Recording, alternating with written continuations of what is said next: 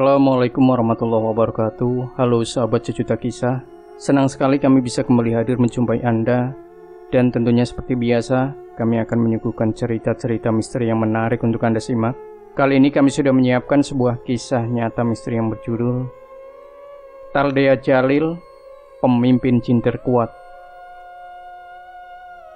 Di pedalaman arah timur Borneo, banyak pantangan, larangan, bahkan urban legend menyelimuti suatu kampung terpencil. Bahkan akses ke sana hanya jalan setapak serta penerangan yang minim. Walaupun dikelilingi pohon besar dan hutan yang tidak pernah dijamah manusia satupun, tetapi penduduk di sana sangat ramah. Akan tetapi, sangat jarang orang luar bisa masuk saat matahari terbenam. Mereka para pendatang, bahkan warga tidak berani meneruskan perjalanan ke sana. Mereka lebih memilih menginap di jalan atau singgah di rumah-rumah warga daripada meneruskan perjalanan ke kampung bayang. Ustadz, kita nginap di sini saja dulu.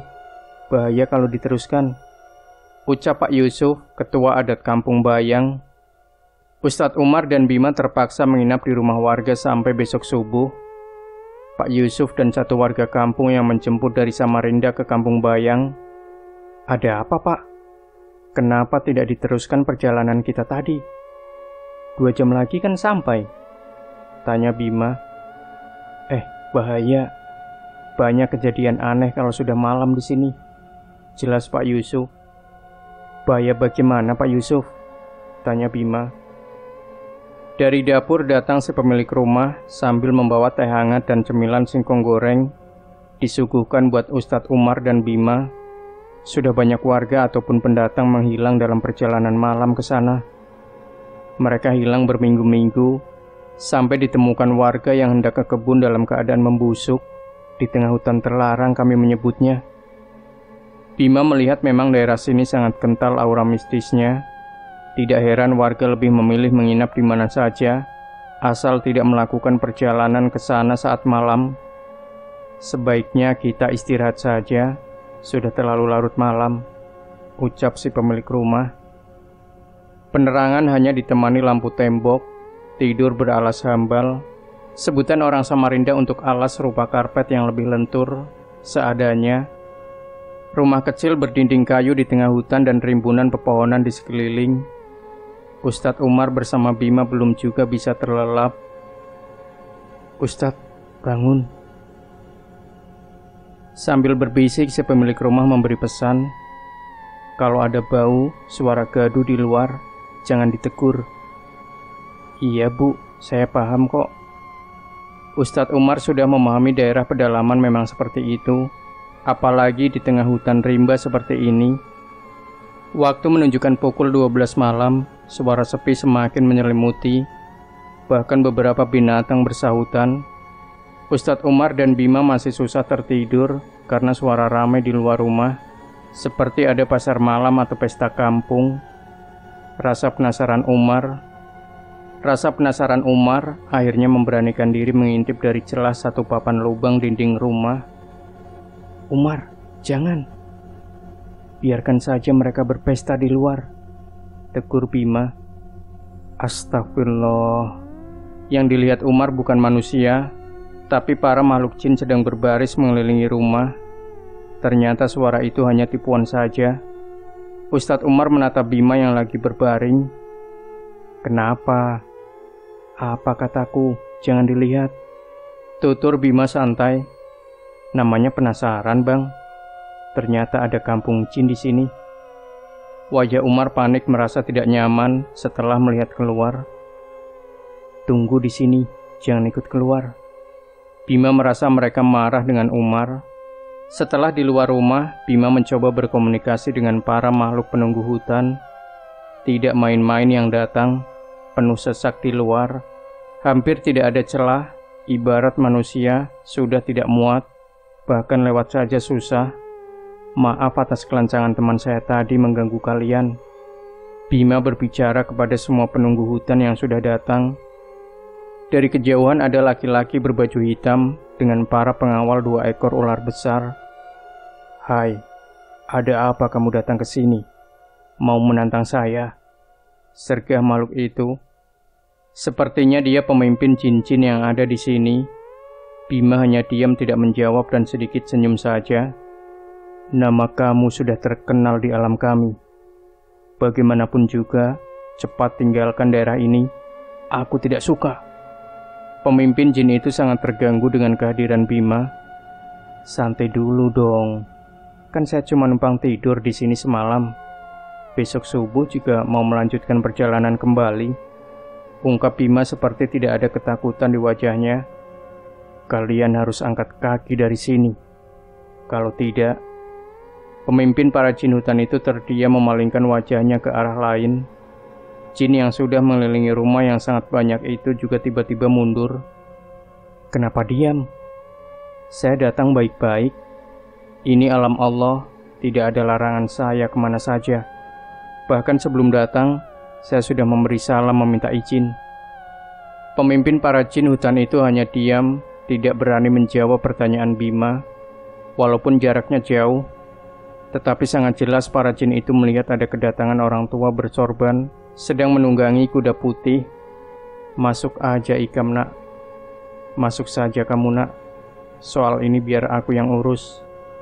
Bukan hanya orang tua yang datang, bahkan jin-jin muslim juga ikut hadir, seperti siap perang membantu Bima kalau situasi kurang kondusif. Saya aja yang ngurus pian. Saya saja yang mengurus sampean. Di sini saja dulu, pinta Bima. Bima berjalan menemui laki-laki berjubah hitam itu, melewati barikade pasukan jin hutan. Ibarat film sudah seperti The Lord of the Rings. Karena terlalu banyaknya yang datang, setelah berhadapan muka, hanya berjarak 2 meter dengan laki-laki berpakaian serba hitam itu, Bima mencoba berdiskusi dengan baik-baik. Angkat kepala kamu, lihat yang datang bersama saya. Bima menunjuk ke arah belakang. Hormati para pendatang, jangan kalian usik selama mereka sopan santun di wilayah kalian. Jangan sekali-kali diganggu, bahkan mengancam nyawanya. Jelas Bima. Mau apa kalian ke Kampung Bayang? Di sana tidak ada apa-apa. Sergah makhluk itu. Kami ke sana membantu warga yang sedang sakit dan berdakwah menyebarkan agama Islam. Apa salah? Dengan cepat buta besar 2 kali lipat setinggi menara Eiffel datang membisikkan sesuatu ke Bima. Izinkan aku memakan mereka semua, Tuan. Terlalu lama diskusi ini membuat aku habis kesabaran.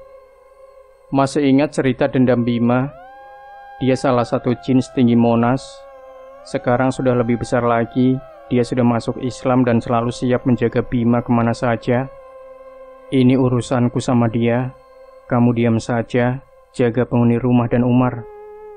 Perintah Bima kepada buto raksasa. Buto itu pun kembali ke belakang dengan terpaksa. Jadi kalian yang sering mengganggu orang-orang yang lewat saat malam hari. Kenapa? Apa salah mereka?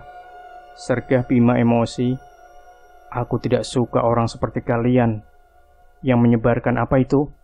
Aku tidak mau menyebutnya. Jin itu enggan menyebut agama Islam. Ya sudah, kami tidak mengganggu kalian. Setelah sholat subuh, kami akan melanjutkan perjalanan. Seenaknya kalian pergi. Aku meminta syarat sebelum pagi. Siapkan 3 ekor ayam hutan, serta 1 kepala babi betina. Taruh sajen itu di pohon besar di tengah hutan ke arah selatan. Pinta pemimpin jin itu kepada Bima. Nama kamu siapa? Permintaan itu tidak akan aku kabulkan. Perempuan itu akan aku bunuh. Dengan cepat angin kencang datang. Semua pasukan makhluk hutan itu menghilang dengan malam hitungan detik diikuti suara. Mereka memanggil Kutaldia Jalil. 3 hari sebelum ke Kampung Bayang, Bima dan Ustadz Umar kedatangan tamu, meminta bantuan anaknya yang sudah 2 tahun sakit. Kebetulan Ustadz Umar pernah mengisi ceramah di sana. Anaknya Yusuf sudah dibawa berobat kemana-mana. Tetap saja belum ada perubahan. Dokter yang mendiagnosa juga merasa bingung. Tidak ada penyakit yang serius. Setelah pertemuan dengan pemimpin jin itu, Bima hanya beristighfar sambil berjalan ke arah rumah menemui Ustadz Umar dan Pak Yusuf. Terima kasih, sampean sudah datang. Doakan saya, Semoga bisa membantu anak Pak Yusuf di Kampung Bayang. Insya Allah, nak. Assalamualaikum.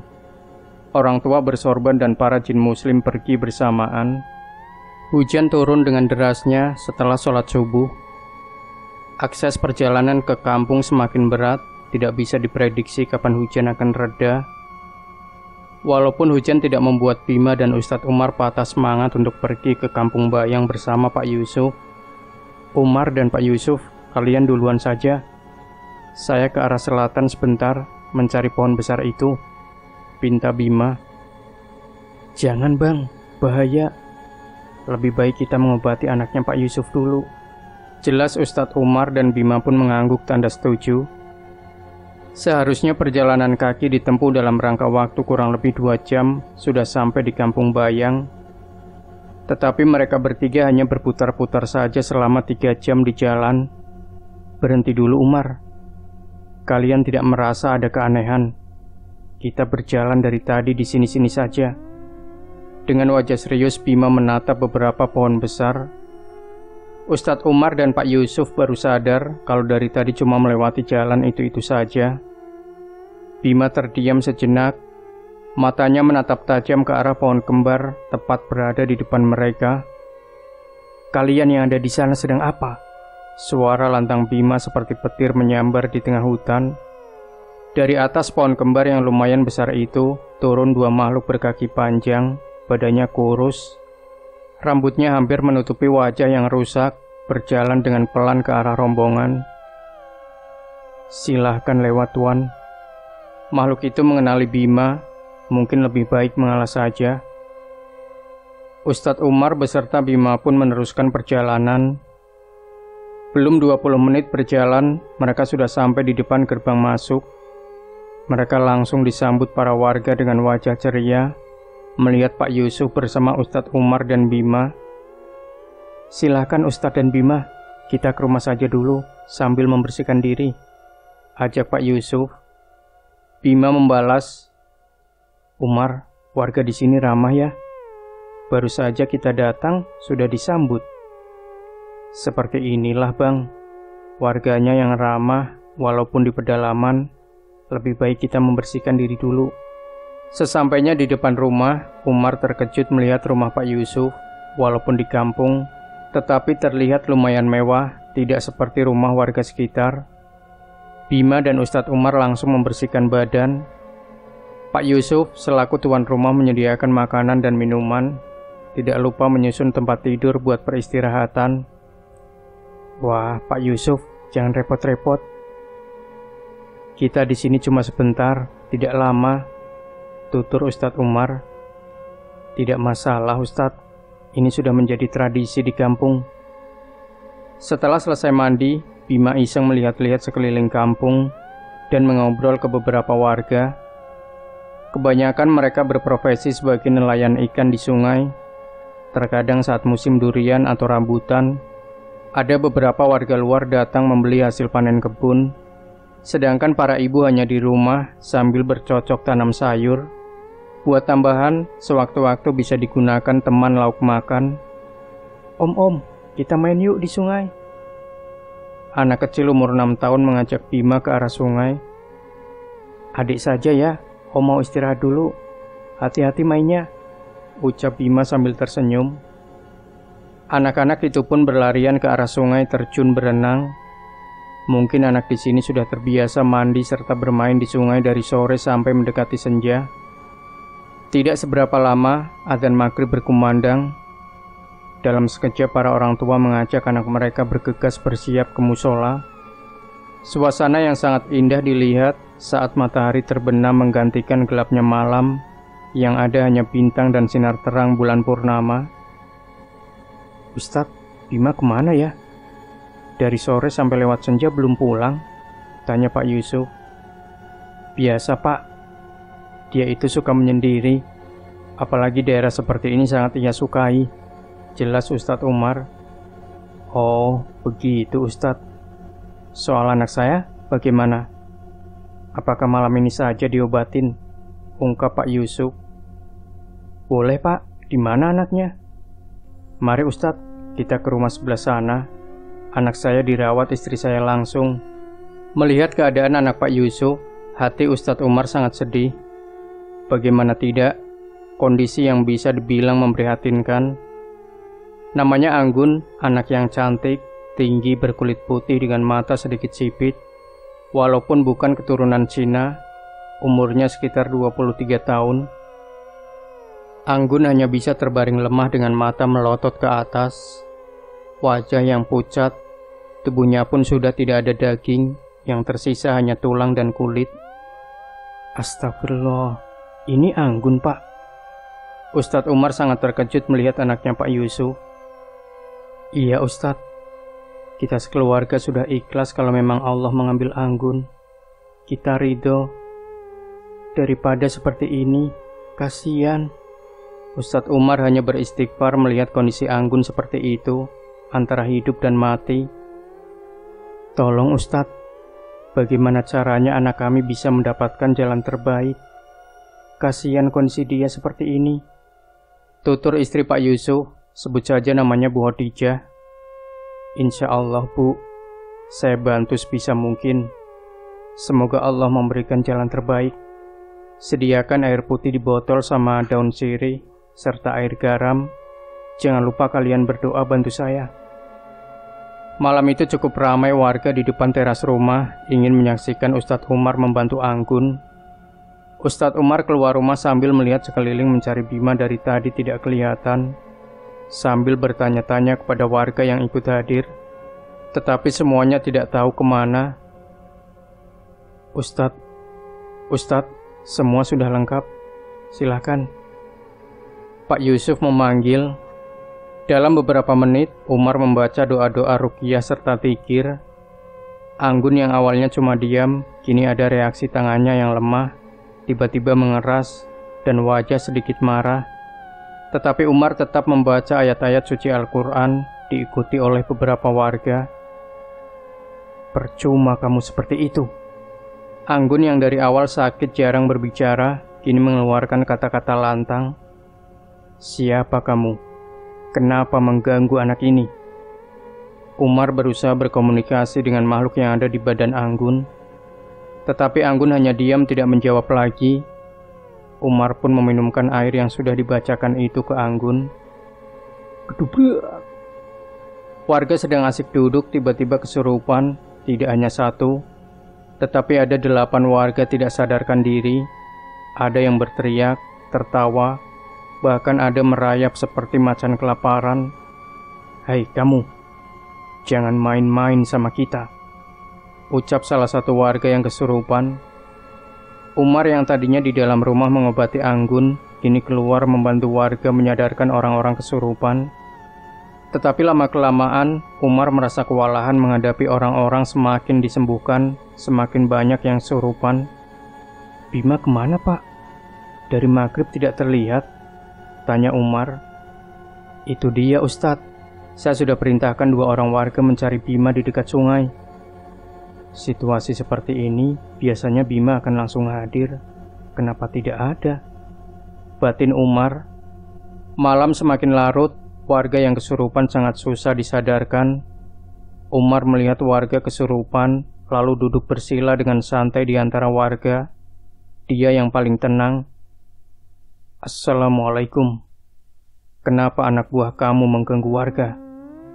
Ternyata yang sedang diajak bicara Umar ini pemimpin para jin tersebut. Kamu jangan ikut campur urusanku, ancam pimpinan jin itu. Ternyata kamu yang mengganggu anak Pak Yusuf. Kalau iya kenapa? Suara berat seperti menantang terdengar lantang. Tidak ada pembicaraan basa-basi. Umar yang sudah kesal langsung memegang kepalanya si warga yang kesurupan pimpinan jin itu. Ditemani Pak Yusuf membaca beberapa ayat suci Al-Quran. Kamu mau aku bakar sekarang? Sergah Umar membuat pimpinan jin itu ketakutan. Ampun, jangan. Ini semua bukan kemauan saya. Lantas siapa? Sergah Umar. Pimpinan jin itu terdiam, tidak mau menjawab pertanyaan. Pasti Roni kan? Pak Yusuf menjawab pertanyaan Umar. Pimpinan jin hanya tersenyum. Benar kamu Yusuf, benar kamu Yusuf. Anak kamu sebentar lagi akan mati. Tiba-tiba saja jin itu keluar dari tubuh warga, sepertinya dia menyerah, tetapi masih ada beberapa warga yang belum sadar. Bagaimana ini? Masih ada warga yang kesurupan? Tanya Pak Yusuf. Umar merasa pimpinannya sudah diselesaikan, kenapa malah anak buahnya belum ikut keluar? Pikir Ustadz Umar. Di tempat lain di tengah hutan yang sepi, Bima berjalan tanpa arah. Ia hanya mengikuti kata hati saja dan tidak tahu harus kemana. Dari kejauhan samar-samar ia melihat seorang kakek sedang membereskan alat pancing di tepian sungai. Kemungkinan besar karena sudah masuk waktu maghrib, ia akan segera pulang. Mau kemana kamu nak? Sapa kakek tadi berjalan ke arah Bima sambil menenteng alat pancing terbuat dari bambu. Tidak kemana-mana kek, aku jalan-jalan aja. Singgah ke rumahku aja nak, kita sholat maghrib dulu, ajak kakek. Karena gelapnya malam sudah hampir menutupi pandangan mata, terpaksa Bima mengikuti kakek itu ke rumahnya. Dalam perjalanan ke rumah, beliau hanya diam saja. Tidak ada pembicaraan satu patah kata pun. Jalan yang ditempuh juga nyaman tanpa ada hal-hal aneh. Masuk nak, maaflah keadaannya seperti ini, ucap kakek sambil berlalu masuk ke dalam rumah. Bima hanya senyum membalas perkataan kakek tadi. Setelah menunggu sekitar 2 menit, beliau tidak juga keluar, padahal mau melaksanakan sholat maghrib. Kebetulan ada tong air di samping rumah, mungkin bisa digunakan buat berwudu. Batin Bima yang segera mengambil wudu dan sholat. Setelah selesai melaksanakan sholat maghrib, sambil santai duduk menunggu, kakek pun keluar dari dalam. Karena dari awal datang Bima hanya di teras saja, tidak berani masuk. Mau ngapain kamu jauh-jauh ke sini nak? Kakek keluar membawa segelas kopi dan gorengan. Aku kesini ada orang yang mau minta bantuan aja kek. Oh, kamu mau menolong perempuan itu kan? Kakek duduk sambil menyuguhkan makanan. Bima terkejut, tahu dari mana kakek ini. Padahal dari sungai sampai ke rumah tidak ada pembicaraan. Tidak ada pembicaraan sama sekali tentang perempuan yang mau dibantu. Iya kek, banyak halangan ke kampung ini ternyata. Hati-hati saja kamu nak, nyawa taruhannya menolong perempuan itu, ucap kakek. Insya Allah kek, doakan aja saya, mudah-mudahan bisa menolong perempuan itu, balas Bima. Nama kamu sudah terkenal di alam sana. Pesanku jangan lagi kamu ulangi perbuatan yang dulu. Berserah diri kepada Allah kuncinya dalam menolong orang, jelas kakek. Iya kek. Nah, makan dan minum kopinya lah. Keduanya pun terlibat obrolan ringan seputar kehidupan. Sedang asik ngobrol itu, tiba-tiba kakek bicara langsung menyuruh Bima untuk cepat kembali ke kampung itu setelah sholat Isya. Nak, sepertinya kamu habis Isya langsung pulang aja lah. Kawal teman kamu perlu bantuan sepertinya. Kali ini Bima yakin beliau bukan orang biasa, walaupun kehidupannya sederhana dan terlihat biasa-biasa saja. Tapi mata batin beliau tidak bisa diragukan. Setelah sholat Isya, Bima bergegas kembali ke kampung Bayang. Kamu ikuti aja jalan ini ya nak. Semoga kamu bisa melewati ujian ini, ucap kakek sebelum Bima berpamitan pergi. Bang, cepat ke rumah Pak Yusuf. Panggilan beberapa orang warga yang ia temui di jalan membuat Bima semakin cepat melangkahkan kakinya sedikit berlari. Sesampainya di rumah Pak Yusuf, terlihat Ustadz Umar sedang menyadarkan beberapa warga yang kesurupan dengan sangat kelelahan karena sedikitnya tenaga tersisa. Umar, istirahat saja dulu, biar aku yang urus, perintah Bima. Dari mana saja bang? Aku sudah tidak sanggup, padahal pemimpin jin ini sudah aku bereskan, jelas Umar. Sebentar Umar, sepertinya bukan itu masalahnya. Di depan rumah Pak Yusuf ada barang seperti kendi, coba kamu cari dulu. Bergegas Umar ke depan rumah sambil membawa senter, melihat-lihat di kolong rumah, bolak-balik mencari tidak menemukan apapun. Bang, tidak ada apa-apa di sini, teriak Umar dari kejauhan. Ada Umar, coba pelan-pelan mencarinya sambil istighfar. Sesaat setelah beristighfar, Umar menunduk dan melihat ke bawah kolong. Di sana ternyata ada bungkusan kain hitam tergantung di kayu bawah kolong. Setelah itu Umar mengambil dan menyerahkan bungkusan kain hitam tadi ke Bima. Warga yang kesurupan pun semakin menggila tidak terkendali setelah barang itu ditemukan. "Bang, ini mungkin barangnya." Umar memberikan bungkusan kain hitam ke Bima. "Ada garam Pak Yusuf, sama korek," pinta Bima. Bergegas Pak Yusuf mengambil garam dan korek api. Bungkusan kain hitam itu pun dibuka dengan perlahan-lahan. Astagfirullah, ternyata isinya ini. Pantas saja banyak warga yang kesurupan. Garam itu pun ditaburkan Bima ke barang tersebut sambil Ustadz Umar melantunkan ayat suci Al-Quran. Korek api yang menyala dengan cepat menyambar barang itu dan menghanguskannya menjadi abu. "Nah Umar, masuk saja ke rumah, tolong jangan keluar. Di dalam rumah saja." "Nah Umar, masuk saja ke rumah, tolong jangan keluar, di dalam rumah saja. Ingat, kalian dzikir bersama di dalam.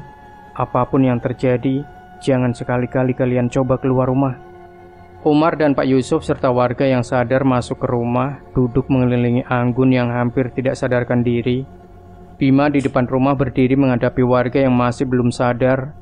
Kalau dihitung masih ada sisa 6 warga yang kesurupan. "Kalian cepat keluar dari badan itu," Bima sambil menunjuk ke arah warga yang kesurupan. "Tidak akan sebelum dia mati di tangan kami," ucap warga yang kesurupan. "Baiklah kalau itu pilihan kalian." Angin kencang datang dengan tiba-tiba. Beberapa orang yang kesurupan seperti ketakutan melihat di belakang Bima. Buto sang raksasa itu datang berdiri di belakang dengan mata merah dan taring yang panjang serta badan yang berotot, melotot ke arah warga yang kesurupan. Sosok jin dalam tubuh warga itu pun ciut ketakutan. "Siapa yang perintahkan kalian mengganggu anak Pak Yusuf dan beberapa warga di kampung ini?" ancam Bima. "Lebih baik aku makan saja mereka, Tuan." Buto sudah sangat tidak tahan melihat jin-jin itu seenaknya mengganggu warga. "Tanya Yusuf, dia sudah tahu siapa yang menyuruh kami," jawab beberapa warga kesurupan. "Baiklah, kalian cepat keluar dari badan para warga. Ingat, jangan kembali lagi," ancam Bima dengan wajah serius. Belum selesai Bima berbicara, warga yang kesurupan satu persatu tumbang dengan sendirinya. Dibantu beberapa warga, Bima ikut menyadarkan mereka setelah kesurupan. "Sebaiknya kalian pulang saja, ini sudah larut malam," perintah Bima kepada warga itu. Bima lalu masuk ke rumah dengan perlahan, meninggalkan warga yang sedang membubarkan diri pulang ke rumah masing-masing. Terlihat masih ada beberapa warga dan Umar duduk mengelilingi seorang perempuan di ruang tamu. Tidak terasa air mata menetes melihat keadaannya. Badan yang hanya tersisa tulang terbungkus kulit terbaring lemah. Terkadang matanya memandang tajam ke arah atas. Bima menghentikan langkah kaki, lebih memilih duduk agak menjauh. Sambil menghela nafas panjang sedikit emosi sesaat di dada. "Astagfirullah. Apa yang mereka lakukan ini sudah sangat keterlaluan," gumam Bima. "Dia anak saya," ucap salah satu perempuan dari belakang berdiri memakai jilbab hitam. Nama lengkapnya Anggun Nurmaya. Beberapa warga di sini memanggilnya Ayah. "Maaf Bu, dari kemarin datang sampai sekarang belum menjenguk keadaan anaknya," jelas Bima sambil membalikkan badan. "Saya mengerti, tidak apa-apa. Ceritanya bagaimana Bu? Kenapa bisa sampai seperti ini anaknya?" tanya Bima. "Sepertinya besok saja aku ceritakan." Bima paham setelah kejadian panjang dan berat malam ini, beberapa warga dan Umar perlu istirahat. Waktu juga sudah menunjukkan jam 12 dini hari lewat. "Iya Bu, kita sebaiknya istirahat saja dulu." Umar memberitahu warga untuk segera pulang ke rumah masing-masing. Karena situasi sudah mulai bisa terkendali. Walaupun keadaan Anggun belum ada perubahan sama sekali, paling tidak sudah cukup. Gangguan-gangguan malam ini membuat sebagian warga kelelahan dan cukup trauma. "Bang, nggak istirahat?" ajak Umar pada Bima. "Nanti saja. kalian duluan saja istirahat. Kita bergantian menjaga. Aku mau melihat keadaan Ayak sebentar. Jelas Bima dengan wajah seperti orang pasrah. Pak Yusuf dan Ibu Hadijah menghampiri anaknya yang sudah tertidur, tidak gelisah seperti malam-malam kemarin. Jelas terlihat wajah sedih di kedua orang tua, berharap diberikan jalan yang terbaik. Pak, Bu, doakan terus Anggun, semoga diberikan jalan yang terbaik. Lebih baik istirahat saja dulu, Pak, sementara saya yang jaga. Bang, jangan lupa istirahat, tegur Umar sambil berjalan memasuki kamar yang berdekatan dengan ruang tamu bersamaan dengan Pak Yusuf. Bima duduk tepat di samping Anggun pertama kali. Percaya tidak percaya, seperti inilah keadaannya. Di dalam hati Bima hanya bisa berdoa, semoga Anggun panjang umur. Anggun Nurmaya namanya, perempuan muda anak tunggal dari Pak Yusuf dan Ibu Hadijah. Ia mondok di pesantren, dalam hal pergaulan sangat terbatas. Bahkan di tempat tinggalnya, hanya beberapa orang saja yang dekat, itu pun hanya sesama perempuan saja. Ayak panggilannya, paling sering membantu mamanya dalam pekerjaan rumah. Tidak mau keluar kecuali izin kedua orang tuanya. Ayak ada, Bu. Sapa beberapa perempuan muda berhijab dari luar. Ayak terbiasa mengisi kegiatannya dengan pengajian rutin kampung tiap malam Jumat. Sebelum mamanya menjawab, Ayak keluar dengan wajah kusut baru bangun tidur. Kalian duluan saja ke musola. Nanti Ayak susul, pinta Ayak kepada temannya. Mandi dulu, Nak, baru ke musola. Nasihat Umi sambil duduk memotong sayuran buat makan malam. Iya, Mi. Abi kemana ya? Tanya Ayak sambil duduk makan pisang goreng dan minum teh hangat. Rapat di aula desa. 2 hari lagi akan diadakan pesta adat kampung. Tahu sendiri kehadiran Abi kamu penting di acara seperti itu. Oh ya, lupa. Kalau nggak dilaksanakan kenapa? Kan cuma adat istiadat saja. Dengan mulut penuh makanan, Ayak menanyakan perihal adat istiadat. Ya nggak apa-apa, Nak. Namanya kebiasaan kampung kita. Mensyukuri nikmat Allah dengan berdoa dan zikir bersama. Setelah itu apa tidak ada ceramah? Tanya Ayah antusias.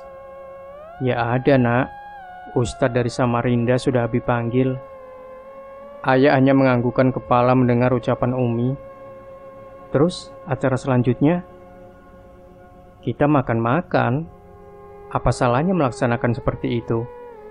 Malah dengan kebersamaan silaturahmi antar desa dari kampung lebih kuat.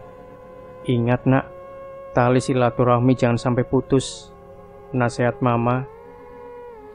Betul juga ya, Umi. Katanya Abi mau mengundang desa di dekat sungai itu.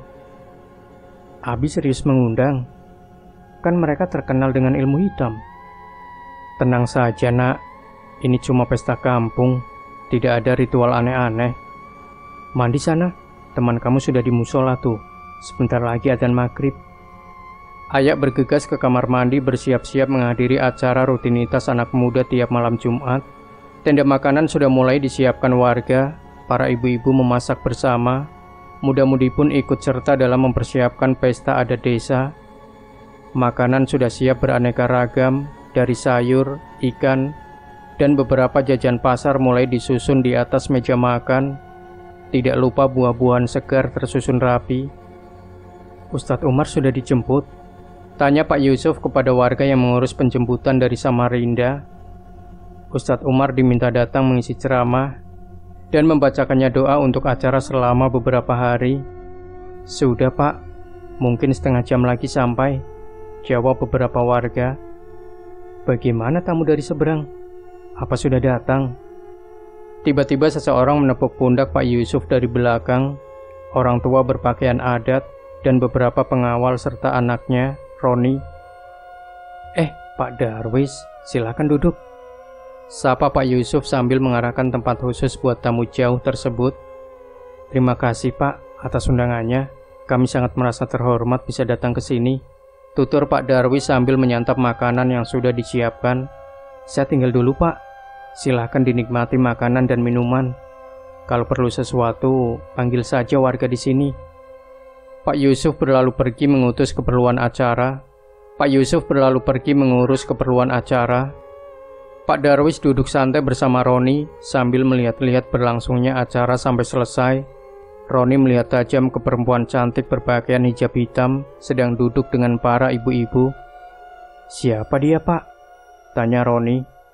"Siapa perempuan muda itu, Pak?" tanya Roni kepada bapaknya. "Dia Aya, anak Pak Yusuf, Ron. Kamu naksir." Roni sebagai anak kepala adat yang disegani tidak sungkan-sungkan langsung mendatangi Aya di tengah keramaian.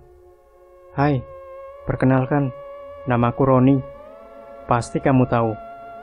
Anggun yang tidak terbiasa bertemu laki-laki, apalagi yang tidak kenal, hanya diam tidak membalas perkataan Roni. "Sombong sekali kamu," ucap Roni kesal. "Maaf, kalau mau berkenalan, temui dulu orang tua saya," tutur Aya dengan mata yang tidak mau menatap wajah Roni. "Oh, si Yusuf, dia bapak kamu." Warga yang menyaksikan sedikit kesal dengan perlakuan Roni terhadap Aya di tengah keramaian. Apalagi Aya terkenal baik dalam pergaulan, sopan santun dijunjung tinggi.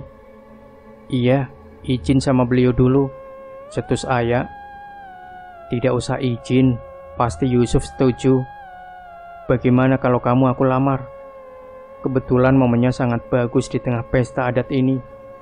Roni dengan sombong berbicara seperti itu, seolah-olah dia orang yang paling disegani di wilayah itu. "Maaf, sepertinya tidak bisa," Aya menjawab dengan wajah merah menahan amarah karena perlakuan Roni sangat tidak sopan. Baiklah kalau itu jawabannya." Roni sengaja memegang tangan Aya dan langsung menciumnya di depan keramaian. Tidak tinggal diam, Aya yang sangat menjaga kehormatan, refleks menampar wajah Roni. "Assalamualaikum," sapa Ustadz Umar yang baru datang dari penjemputan, mendekati Roni yang mau membalas tamparan. "Oh, Ustadz Kota datang mau membela." Roni mendorong tubuh Umar dengan keras. "Lebih baik kembali saja ke belakang," perintah Ustadz Umar kepada Aya. Pak Darwis dan Pak Yusuf pun mendatangi keributan itu dan ikut melerai Roni yang mau berkelahi dengan Ustadz Umar. "Sudah, cukup. Maaf atas ketidaksopanan anak saya." Pak Yusuf merasa tidak nyaman akan kejadian tadi. Yusuf, coba didik anak kamu, jangan sampai nanti dia jadi bangkai yang berjalan," ucap Roni angkuh dan mengancam. Mendengar ucapan itu, beberapa warga dan Ustadz Umar tersulut emosi karena itu sebuah ancaman. Sejak kejadian itu berselang 2 minggu kemudian, Aya jadi sakit-sakitan. Makan atau sekedar minum pun tidak mau. Usaha buat bawa ke dokter pun sudah, tapi tidak ada perubahan. Jelas Bu Hadijah menceritakan ke Bima di dekat Aya yang sedang terbaring lemah tidak berdaya. "Insya Allah, Bu, kami akan berusaha malam ini mengobati Aya. Semoga Allah memberikan kemudahan." 3 bulan lalu Aya sudah pernah diobati orang yang paham soal seperti ini, tetapi tidak sanggup. Bahkan warga yang mengobati Aya ada yang meninggal, tutur Bu Hadijah pasrah. Astagfirullah. Bima hanya bisa beristighfar di dalam hati. Dari malam sampai menjelang pagi, Bima hanya duduk menunggu Aya. Dia tidak mau meninggalkannya walaupun sebentar. Sedangkan Bu Hadijah juga ikut menunggu anaknya. Tidak lama azan subuh berkumandang. "Bang, istirahat dulu," pinta Ustadz Umar keluar dari kamar mau melaksanakan sholat subuh. "Nanti saja Umar, aku mau menjaga Aya sampai matahari terbenam kembali." "Jaga kesehatan bang, jangan dipaksakan," nasihat Umar. Bima khawatir melihat keadaan Aya, sepertinya akan terus memburuk, apalagi sebelum berangkat ke Kampung Bayang. Bima kedatangan tamu bersorban, beliau memberikan pesan untuk selalu sabar. Hanya itu saja nasihat beliau, membuat Bima sangat khawatir pada keselamatan Aya. Terlebih lagi malam ini tepat malam Jumat. Benar kata Ustadz Umar, Bima sebaiknya istirahat saja, sementara Aya saya yang jaga. Jelas Pak Yusuf bersiap mau melaksanakan sholat subuh berjamaah. Dengan terpaksa Bima beristirahat masuk ke kamar sebentar, karena sepanjang malam tidak tidur sama sekali. Kemungkinan malam ini akan melanjutkan pengobatan Aya bersama Ustadz Umar. Semoga Bima bisa mengobati anak saya, Ustadz, ucap Pak Yusuf pada Umar. Insya Allah Pak. Maaf, Bima memang seperti itu orangnya. Agak sulit mengontrol emosi saat seperti ini, apalagi melihat keadaan Ayah seperti itu. Jawab Ustadz Umar khawatir Bima akan mengambil jalan hitam lagi demi keselamatan Ayah. Iya Ustadz, saya paham karakternya. Orangnya lebih serius dalam hal seperti ini. Suasana di siang hari yang tadinya cerah tiba-tiba berubah. Awan mendung mulai menyelimuti kampung. Angin dan suara petir bersautan, seakan-akan dukun itu tahu Bima akan menyelesaikan pengobatan Ayah malam ini. Ayah terlihat gelisah, Pak. Ibu Hadijah mulai khawatir melihat kondisi anaknya. Sebaiknya Ibu dan Pak Yusuf mengambil wudhu saja dulu. Perintah Ustadz Umar karena merasa ada keanehan sejak ditinggal Bima istirahat dari siang tadi. Ustadz, bagaimana keadaan Ayah? Apakah tidak apa-apa? Bu Hadijah merasa khawatir melihat anaknya gelisah dengan mata yang melotot dan bergerak terus-menerus. Insya Allah Bu, kita berdoa saja. Ustadz Umar melantunkan ayat suci Al-Quran bersama kedua orang tua Ayah. Sampai tiba-tiba di tengah bacaan ayat suci Quran itu, Ay, bangun nak, bangun. Ayah tiba-tiba saja hilang kesadarannya. Badannya mulai terasa dingin. Matanya yang tadi terbuka lebar seperti melotot, ini tertutup rapat, dan hanya hembusan nafasnya saja yang bisa dirasakan, walau sangat lemah dan pendek. Panggil Bima, perintah Ustadz Umar. Di sisi lain, Roni mempersiapkan ritual ilmu hitamnya. Bau dupa serta sajian kepala kambing hitam dan beberapa makanan siap disembahkan kepada Taldea Jalil. Beberapa mangkok berisi darah segar serta orok bayi babi hutan tergantung di atas pintu, kopi hitam dan air putih, serta bermacam-macam kembang tidak lepas dari sajian malam itu. Roni yang tergolong dukun sakti sudah sangat ahli dalam menyantet orang. Apalagi malam ini tepat malam Jumat Kliwon, saat dimana jin peliharaan Roni sedang kuat-kuatnya. Ditambah lagi Taldea Jalil sebagai sekutunya, siap kapan saja diperintah dalam membunuh orang termasuk Ayah. Aku pertaruhkan nyawa ini, besok dia harus mati, ucap Roni dengan penuh keangkuhan. Apa kamu serius mempertaruhkan nyawa demi seorang perempuan? Balas Taldea Jalil. Iya, kenapa kamu? Apa tidak sanggup membunuh manusia lagi? Roni sudah tenggelam pada rasa dendamnya. Ia tidak ingat akan keselamatan diri sendiri, walaupun nyawa dia jadi taruhan kepada Taldea Jalil. Baiklah kalau begitu. Taldea Jalil pergi bersama pasukannya untuk menyelesaikan permintaan Roni. Sebagai upahnya sajen, kalau perlu nyawanya Roni digadaikan. Kalian cepat pergi. Kalau perlu, bunuh Ustadz serta teman dia itu, perintah Roni kepada jin peliharaannya yang lain. Ustadz Umar membacakan dzikir serta ayat suci Al-Quran, berharap Ayah kembali tersadar, membuka matanya. Ya Allah, Ay, bangun nak, jangan tinggalkan ibu sendiri. Bima kaget mendengar suara Ibu Hadijah sedikit keras dan langsung bangun berlari ke ruang tengah. Melihat keadaan Ayah sudah seperti sakaratul maut. Tolong ambil daun sirih, cepat, pinta Bima. Segera Pak Yusuf ke dapur mengambil beberapa lembar daun sirih dan segera memberikan ke Bima. Dalam hitungan detik, sirih selesai dibacakan doa. Ini Pak, Ibu, sirihnya. Bima memberikan sirihnya, langsung usapkan saja dari tenggorokan ke bawah dada Ayah sambil membaca sholawat, perintah Bima. Daun sirih Pak Yusuf usap-usap dari tenggorokan ke arah bawah dada Ayah, bersamaan dengan lantunan ayat-ayat Al-Quran Umar. Dengan perlahan-lahan nafas Ayah sudah mulai kembali normal, dan suhu tubuhnya juga kembali menghangat. Tidak terasa ada sesuatu mengganjal di daun sirih saat Pak Yusuf sedang mengusap-usapnya. Astagfirullah, apa ini Bang? Tanya Pak Yusuf dengan nada tinggi sambil menunjukkan benda asing di tangannya. Itu yang membuat Ayah susah bernapas, jawabnya. Bima mengambil paku kecil berkarat dan seperti tulang belulang binatang dari tangan Yusuf. Sepertinya ini barang baru saja dikirim dukun itu. Akan aku bunuh kamu, Roni. Emosi Bima mulai kurang terkontrol. Sabar bang, istighfar, Umar mengingatkan. Dalam menghadapi situasi seperti ini, harus sabar dan ikhlas. Ya Allah, ayah, sabar nak. Insya Allah kamu akan sembuh, ucap Bu Hadijah dengan air mata berlinang, sedangkan Pak Yusuf hanya terdiam sambil berzikir. Assalamualaikum.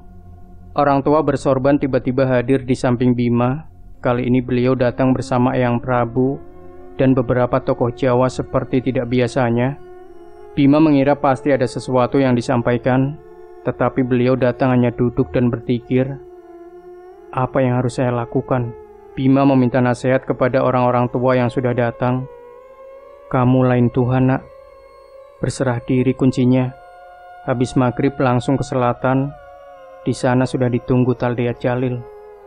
Perkataan beliau membuat Bima sadar bahwa semua ini sudah jalan Allah. Kita hanya berikhtiar dalam berusaha. Kalian tunggu di sini sampai besok adzan subuh. Setelah maghrib, saya akan ke selatan menemui jin laknat itu untuk menyelesaikan ini. Jangan bang, bahaya sendirian, cegah Umar. Umar, tolong jaga keluarga Pak Yusuf, terutama ayah, aku mohon. Tetapi sendiri ke sana sangat bahaya bang, ucap Umar.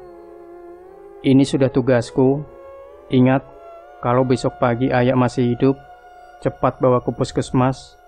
Sepertinya dia perlu pengobatan medis juga. Terus, abang bagaimana? Jika dalam 3 hari aku belum kembali, artinya aku sudah tiada, Umar. Jangan seperti itu, nak, ucap Pak Yusuf dan Bu Hadijah. Tidak apa-apa, Bu, ini tugasku. Kalian jaga ayah, ingat zikir dan baca Al-Quran jangan dilepas, apapun yang terjadi. Ustadz Umar dan Pak Yusuf tidak bisa berkata-kata lagi akan keinginan Bima yang akan pergi ke selatan menemui Taldea Jalil.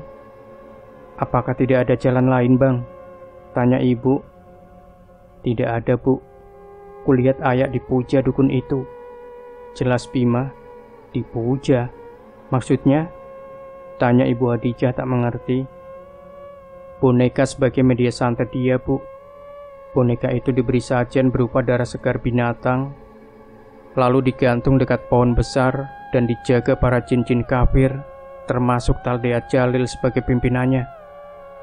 Mendengar penjelasan Bima, Pak Yusuf dan Bu Hadijah hanya beristighfar cemas. Umar, kamu jangan khawatir. Beliau orang tua bersorban itu sudah hadir di sini menjaga ayah dan keluarga Pak Yusuf. Jelas Bima. Hati-hati bang ke sana. Semoga bisa kembali ke sini dengan selamat. Setelah maghrib, Bima berangkat ke arah selatan kampung menemui Taldea Jalil, berbekal minuman, senter dan mando yang sudah disiapkan Pak Yusuf. Dalam perjalanan melewati hutan rimbun, Bima berjalan dari jalan setapak sampai tidak ada jalan lagi. Naik turun perbukitan ditumbuhi ilalang yang subur. Bima merasa mulai kehabisan tenaga menuju pohon itu. Bodoh. Sampai kapanpun kamu tidak akan bisa menemukan pohon itu. Bima terkejut. Ia mencari sumber suara itu dari mana. Ia menoleh ke kanan kiri, tapi tidak ada siapapun. Yang ada hanya rimbunan pepohonan yang menjulang tinggi, hampir tidak terlihat di mana ujungnya. Dalam lelahnya berjalan, Bima duduk sejenak mengambil minum. Assalamualaikum. Mau kemana kamu, nak? Jauh-jauh jalan. Sapa si kakek yang ditemui Bima saat sedang di sungai lalu. Waalaikumsalam. Saya mau ke pohon besar di selatan. Mau mengambil pujaan dukun di sana. Sampai kapanpun kamu tidak akan bisa ke sana, nak, ucap si kakek. Kenapa bisa, kek? Pohon itu jauh. Apa ada yang menjaga? Biar nanti aku yang menghadapinya. Pohon itu di alam gaib. Tidak bisa ditemui secara langsung. Kakek bisa antar aku ke sana. Kamu duduk, nak, bersila, pejamkan mata baca istighfar. Ikuti alurnya dan jangan dilawan. Perkataan kakek itu dituruti Bima, walaupun di dalam hati ada rasa ragu. Kalau memang seperti ini caranya, akan kulakukan demi menyelamatkan Ayah sebelum pergantian hari di jam 12 nanti, batin Bima. Bima duduk menarik nafas panjang sambil beristighfar di dalam hati. Dalam sekejap, suasana yang tadinya gelap di tengah hutan kini berubah menjadi terang benderang. Hutan berubah seperti perkotaan peradaban maju. Bima berdiri di tengah jalan luas, tidak ada siapapun di sana. "Kamu sudah sampai, Nak," ucap si kakek. Bima hanya bisa mendengar suara kakek tanpa melihat sosoknya. "Maju terus, jangan menoleh kanan kiri, apapun yang terjadi." Dengan perlahan langkah kakinya menapaki jalan. Suara riuh ramai mulai terdengar. Ada panggilan dari suara laki dan perempuan bersautan, tetapi Bima tetap tidak menggubris suara itu. Tepat di depan Bima, bertemu sebuah lorong yang gelap total. Bima menahan langkahnya. Namun, "Masuk, Nak. Di sana ada Taldea Jalil." Bima memasuki lorong gelap itu. Sesaat saja, suasana gelap itu menjadi terang. Kini di depannya terhampar tanah lapang yang luas. Hawanya tidak terlalu dingin ataupun panas. Setelah melihat sekeliling, terlihat pohon besar, di bawahnya ada aliran sungai kecil. Anehnya, di sekeliling pohon ini ada pagar besi. Bima berjalan ke arah pohon itu, dan samar-samar terlihat Taldea Jalil duduk di singgasana yang megah dan mewah. Satu persatu pasukannya yang sangat banyak bermunculan, berbaris menjaga tuannya Raja Taldea Jalil. "Sampai juga kamu di sini," ucap Taldea Jalil dari kejauhan. "Mana boneka itu? Berikan kepadaku dan lepaskan Ayah anaknya Pak Yusuf," pinta Bima. Taldea Jalil hanya tertawa terbahak-bahak, diikuti pasukan yang sedang mengelilingi pemimpinnya. Bahkan ular besar melilitkan badannya ke pohon itu, sampai tidak terlihat mana ekor mana kepala. "Lawan dulu anak buahku semua, baru bisa mengambil boneka ini." "Aku mau melawan kamu saja, Taldea Jalil." "Heh, ingat, kamu sedang berada di kerajaanku. Jangan macam-macam. Ini daerah kekuasaanku. Ingat itu." "Aku tidak ada rasa takut sama sekali denganmu," jawab Bima. Cahaya terang keluar dari kedua tangan Bima. Pancaran cahaya itu membuat semua pasukan Taldea Jalil lari tunggang langgang. Bahkan ular penjaga sudah hilang entah kemana. Yang tersisa hanya Bima dan Taldea Jalil berhadapan di tengah tanah lapang nan luas. "Akan aku hancurkan kerajaanmu. Ingat, Allah Maha Besar. Kamu itu kecil, paling kecil dari seluruh makhluk hidup di alam semesta ini." Taldea Jalil merasa sudah mulai tersudut karena semua pasukan tunggang langgang berlarian. Dengan cepat Taldea Jalil datang mencekik Bima, lalu dihempaskannya. Tidak tinggal diam, Bima lari mendatangi Taldea Jalil sambil membawa pedang bercahaya. Ia menebas leher jin itu sambil berucap takbir. Entah dari mana asal pedang itu, tiba-tiba muncul dari tangan kanan. "Allahu Akbar!" Pedang itu mengenai leher Taldea Jalil. "Ampun, silakan ambil sesembahan boneka itu." Taldea Jalil terbaring tidak berdaya. Tebasan pedang itu hampir memutuskan lehernya. Dengan pedang terhunus ke leher, Bima menyuruh pemimpin jin itu kembali ke jalan Allah.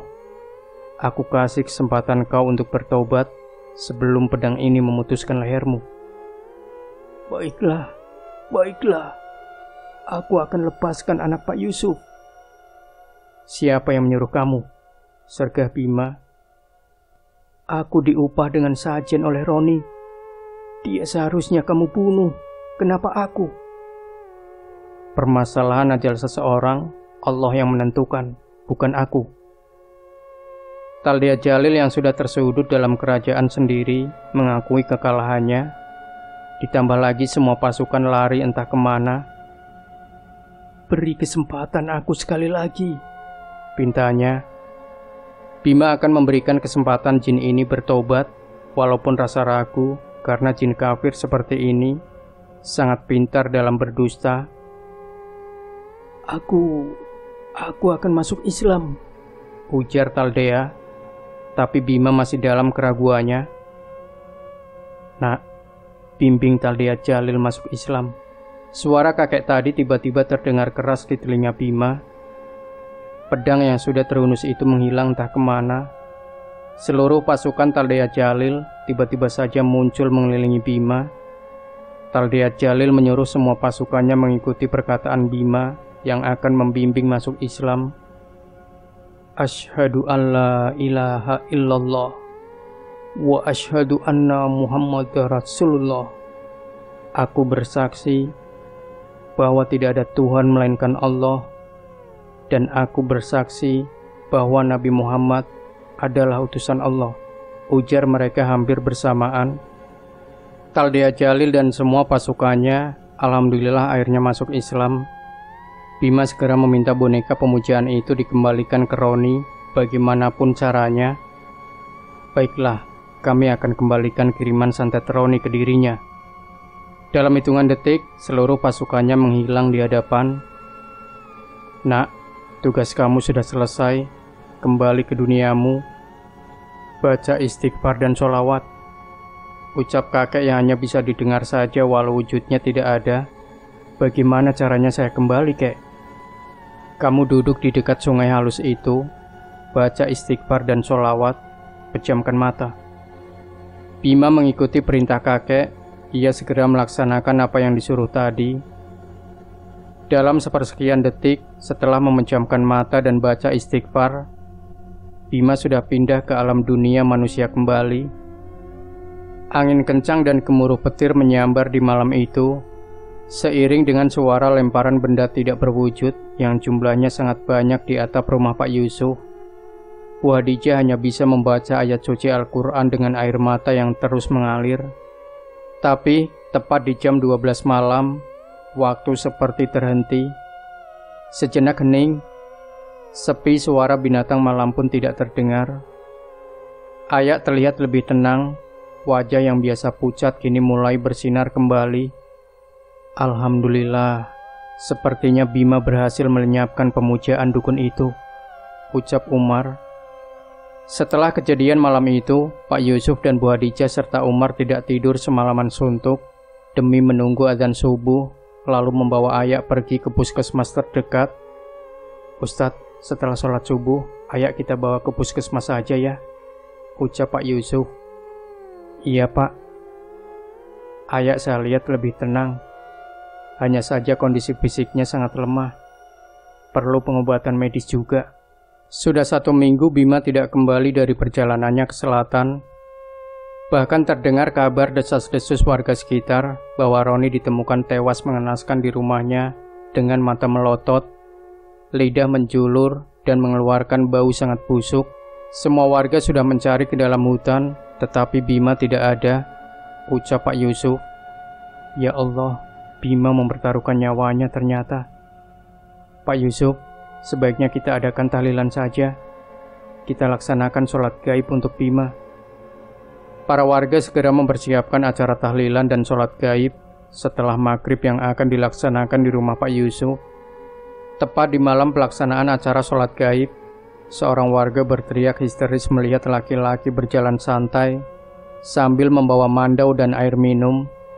Bima datang dengan santai seperti tidak ada rasa aneh sedikit pun. Bang, abang tidak apa-apa? Tanya Umar dengan wajah setengah ketakutan. Kenapa Umar? Wajahmu seperti terlihat hantu saja. Ini acara apa? Tahlilan siapa Umar? Apa Ayak sudah? Bajingan kamu Roni. Akan aku bunuh kau besok. Emosi Bima. Bang, sabar dulu. Ini bukan acara tahlilan Ayak. Tapi siapa Umar? Siapa yang meninggal? Tanya Bima dengan meluap-luap. Masuk dulu bang, bersihkan dulu badannya. Bu Hadijah menyapa dari depan teras. Setelah Bima membersihkan badan, kemudian makan dan sudah sedikit tenang, baru Ustadz dan para warga menjelaskan yang terjadi. Kalian ini ada-ada saja.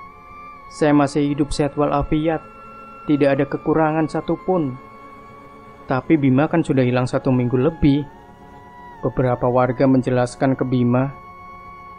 Astagfirullah, yakin kalian? Saya hilang 1 minggu lebih. Seluruh warga mencari di tengah hutan, sungai sampai lembah, tetap tidak ada. Bima hanya tersenyum mendengar para warga sangat ramai menjelaskan kronologi pencariannya. Setelah kembali dari alam gaib dan menyelamatkan Ayah, Bima tersadar sedang terbaring di samping makam panjang, bertutup kain kuning. Perasaan baru 1 malam saja di alam sebelah, ternyata di alam nyata sudah 1 minggu lebih. Bahkan ia tidak tahu Roni meninggal karena ilmu santet yang dia kirim kembali ke tubuhnya. Sebab Taldea Jalil sudah tidak mau bersekutu dengan Roni. Apakah kalian tahu makam siapa yang panjang itu? Tanya Bima kepada beberapa warga. Oh, itu makam keramat di daerah sini. Makam itu sudah lama di sana, sebelum kampung ini ada. Bahkan beberapa orang warga sekitar melihat cahaya terang saat malam hari dari arah makam itu. Jelas beberapa warga yang ramai berkumpul di rumah Pak Yusuf. Subhanallah, sosok yang menyerupai beliau yang membantu saya mengalahkan para jin itu. Pak, Bu, insya Allah besok saya dan Ustadz Umar akan kembali ke Samarinda. Nanti saja, dibawa istirahat dulu, pinta Ibu Hadijah. Terima kasih, Bu. Soalnya saya mau bekerja lagi. Banyak pelanggan yang sudah menunggu sepertinya di Samarinda. Baiklah kalau begitu. Terima kasih Ustadz Umar dan Bima sudah membantu. Hanya Allah yang bisa membalas semua ini. Bima dan Ustadz Umar akhirnya kembali ke Samarinda, ditemani beberapa warga yang mengantar. Ayah kesehatannya pun berangsur-angsur pulih kembali. Bahkan setelah sakit 6 bulan yang lalu, Ayah sudah bisa kembali mengikuti pengajian rutin di musola. Alhamdulillah. Demikian sahabat sejuta kisah. Jangan lupa berikan komentar Anda, like, share video ini, subscribe channel Sejuta Kisah, dan kembali nantikan cerita-cerita misteri terbaru dari kami. Wassalamualaikum warahmatullahi wabarakatuh.